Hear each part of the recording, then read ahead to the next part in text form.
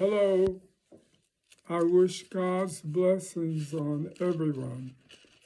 I am Deacon Julius Brown, and I am honored to be a part of the Tabernacle Church's recognition and celebration of Black History Month. The 2022 celebration is the church's ongoing practice of underscoring positive Black achievement.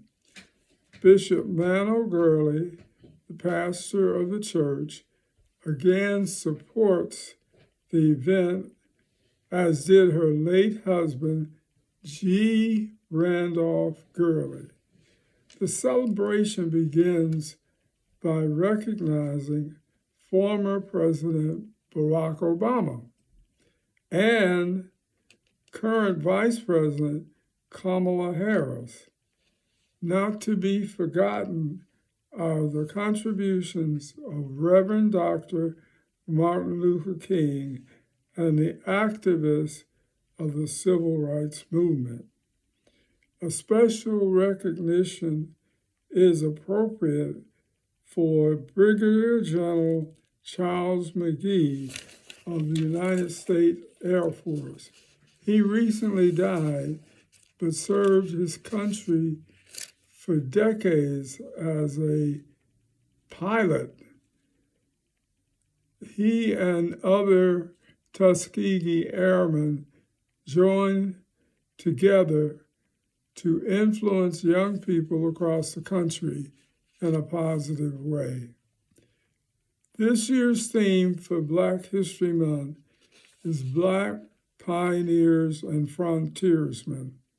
7 stories and individuals have been selected to represent the many roles Blacks played in the development of America.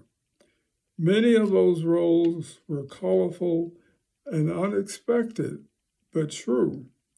They happened primarily as the country moved west. The events focuses on areas like Ohio, Wyoming, Colorado, Oklahoma, Arkansas, and others when they were territories and not states. The first pioneer was Jean-Baptiste Ponte du Saba. He lived from 1745 to 1818.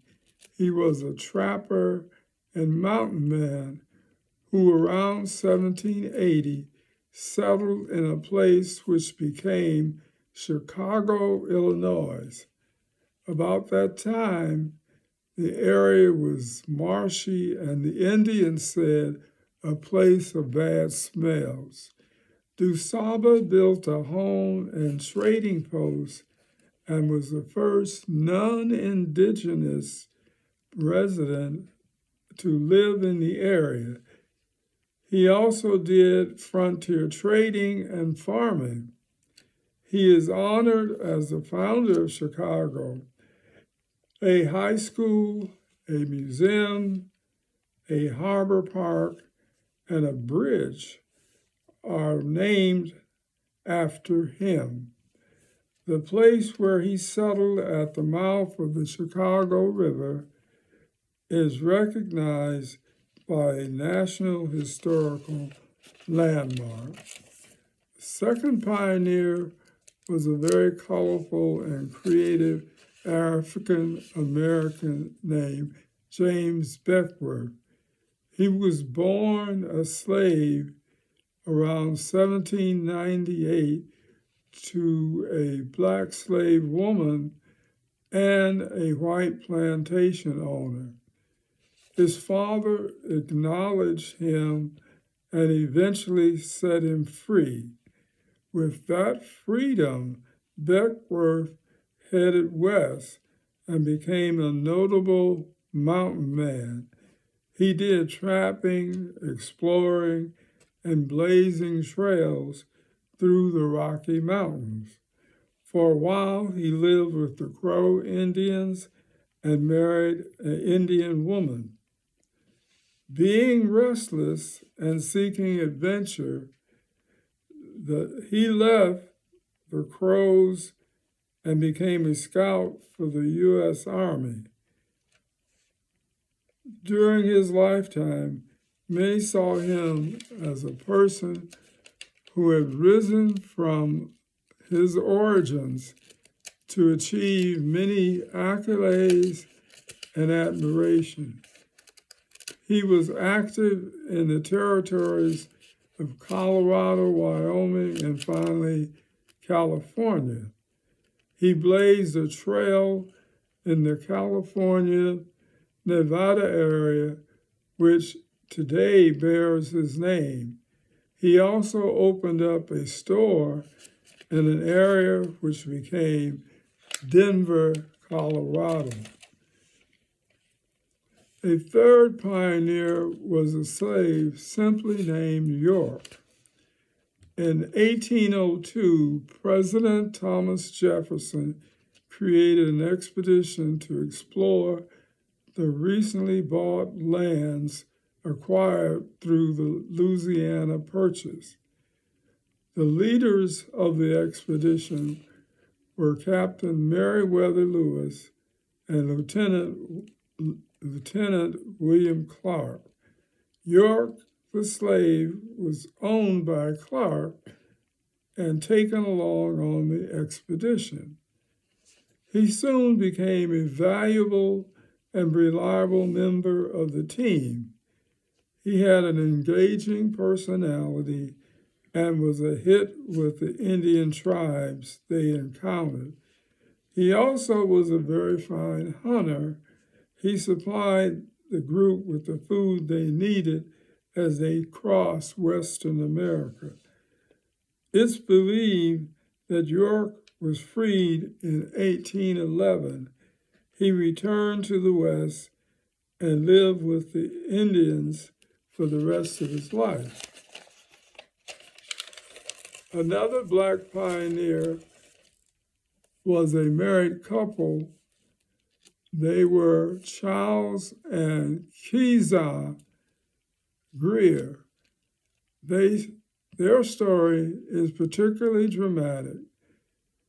Charles was born a slave around the end of the American Revolutionary War. He was born in Virginia. He worked hard and bought his freedom. He migrated to the Indiana frontier about 1810, where slavery was prohibited. He met and married a free Black woman named Keiza.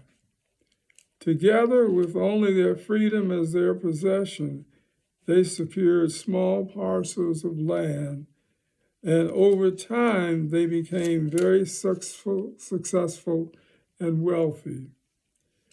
They risked it all by becoming a station on the Underground Railroad.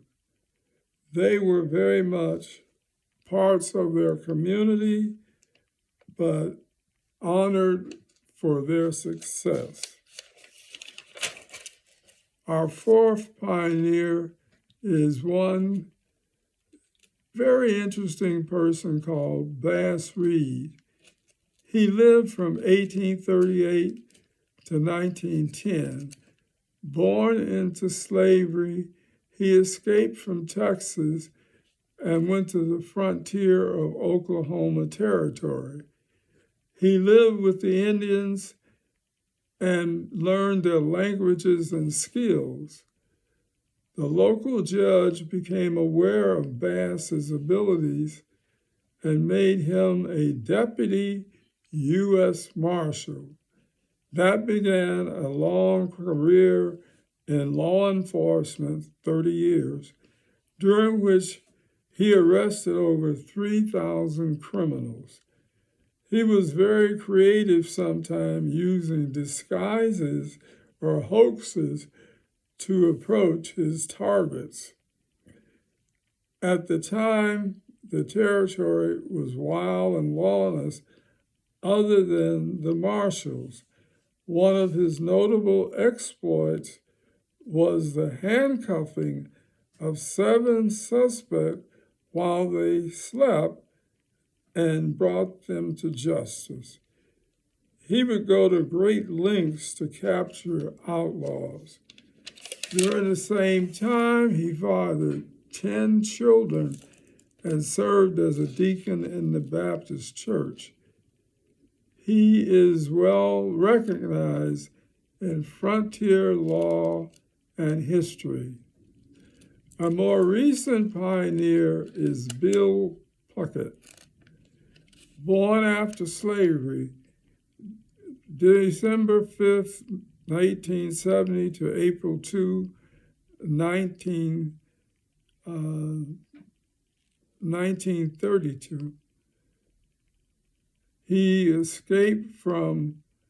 did not escape from slavery, but was born to slave parents. Young Bill had outstanding skills in roping and riding horses.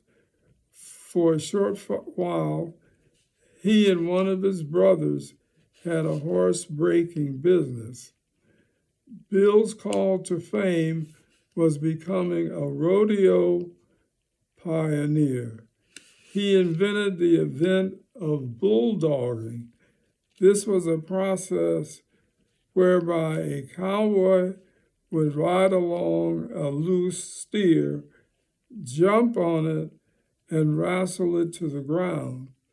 A part of Bill's routine was to bite the lip of the steer to bring it under control. Bill worked as a Western show performer for 25 years. As a rodeo showman, he performed around the United States, Canada, Mexico, South America, and England. He even did a small bit of movie acting. He received much recognition and accolades as a consistent rodeo performer and the invention of bulldogging. He was the first African American to be inducted into the National Cowboy Hall of Fame in Oklahoma City. A rodeo that is offered every year is named for Bill Puckett, and it displays the skills of Black cowboys. Our final pioneer is more modern. He is Matthew Henson, born on August 8, 1866 to 1955. He was an explorer and is most noted for going on expeditions to the North Pole and in Alaska. He was born to a free African-American couple in Charles County, Maryland. Sounds familiar? Harassed by the Ku Klux Klan, the family moved to Georgetown near D.C. Unfortunately, Henson's parents died early, and he was transferred to a number of relatives a number of times. He took various jobs as soon as he could, but the main influence came as he signed onto a ship as a cabin boy. The ship went to many different ports. The captain took a liking to Matthew and taught him how to read and write. Henson later met Admiral Robert Perry. The admiral learned of Matthew's sea skills and recruited him to be a part of his expeditions. That was the beginning of a 20-year relationship. Henson was good with the local Alaskan natives and proved to be a valuable asset on different types of Arctic trips. With little recognition, Henson worked in the U.S. Customs House for the rest of his life. However, he did write an autobiography of his life and thereby finally received recognition and received honors. It has been my pleasure to share these amazing stories and events with you. Two thoughts come to me as I close this presentation. One is that it is more important where you're going rather than where you came from. Secondly, in America, there are many bumps in the road, but it can work for people of all kinds. The quest is truly for a more perfect union. Thanks to the Tabernacle Church, Bishop Gurley, and all striving for a free and equal America.